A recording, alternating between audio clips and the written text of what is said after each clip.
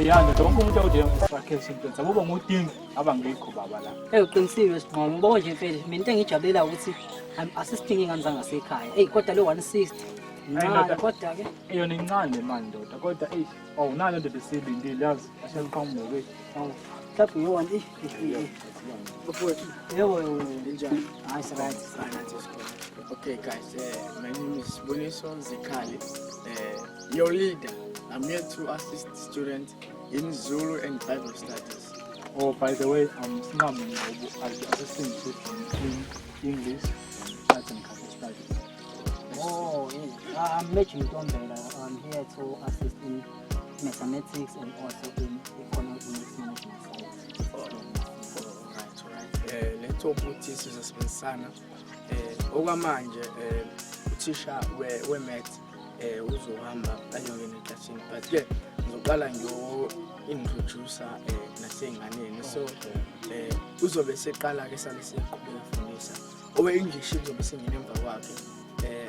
Okwamanje bafethu asinazi ukusebenza eyiphelele. Into engizoyicela nje ukuthi thina siyazi ukuthi ingane sichazele ngendlela yokuthi zizokwazi ukunderstanda each and everything esiyishoyo kuzona. And yeah bafethu kwalesikhathi sihamba sizohlangana izinto bese siyakwazi nokuthi mhlambe sisebenzisa amanye amaklasi aseyikoleni zala ngakithi, mhlambe umyeka, khamangwa, mcetshwa ngcokwini, khona sizokwazi ukuthi sizokwazi ukubhala nasemabhodini khona ingane izokwazi ukunderstanda kahle because ifuna sibe na that thing ingane yabo. Sifuna ukubona ukuthi kuzenzala isaqala. Yeah, just nje ukuthi sisaqala yabo and bangakuphi abafundi okay so wathola ngala eklasini yeah because isane class la endlini yabo.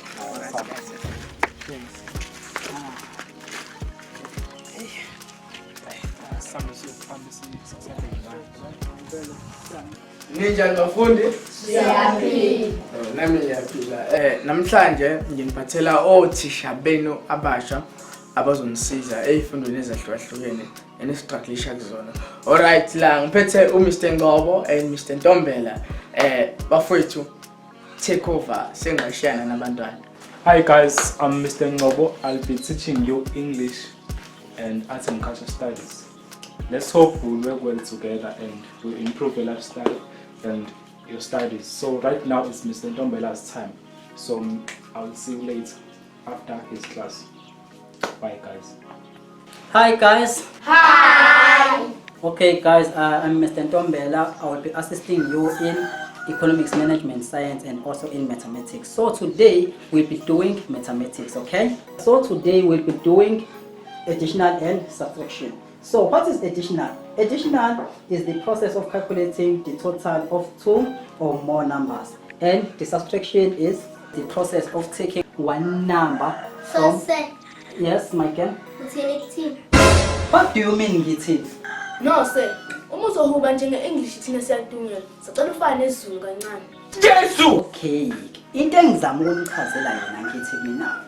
If sikhuluma ngo-additional, ilapho sisuke sihlanganisa izinto ezimbili kuya phezulu. Kodwa if sikhuluma ngo-subtraction, sisuke sithatha into kwenye. Okay? So, wena ungasinika yiphi example? Hayi mina ngikazi ngiphakamisa. Yazi awuphakamisanga that's why ngikubuza. Okay, uthini ke? Ngithi mina iyiphi example ongasinika yona yokuhlukanisa into kwenye, that is subtraction. Iyiphi example ongasinika yona? Hayibo wasubona. Nangebalane toilet. Uyasokosha. Nangebalane toilet. Uyasokosha. Nangebalane toilet. Uyasokosha. Nangebalane toilet. Uyasokosha.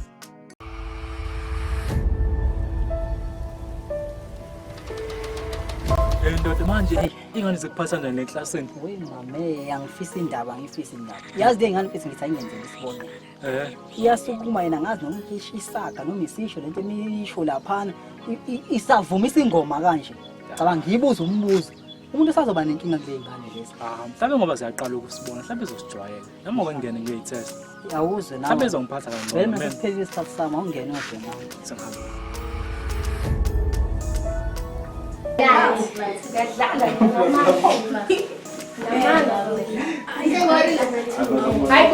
class. Morning class. Morning. Earlier I introduced myself as Mr. Ngobo, the new English teacher. So if you want to talk, you should raise your hand before you talk.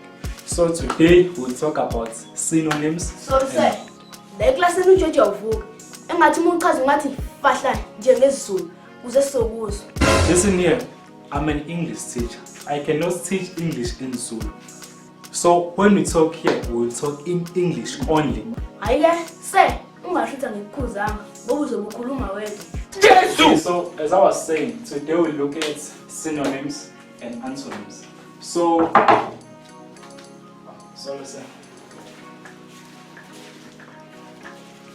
Hey. Sorry bro, are you looking for a lead as a card? Hey, wena mzana. Muzolo ngikutizela la.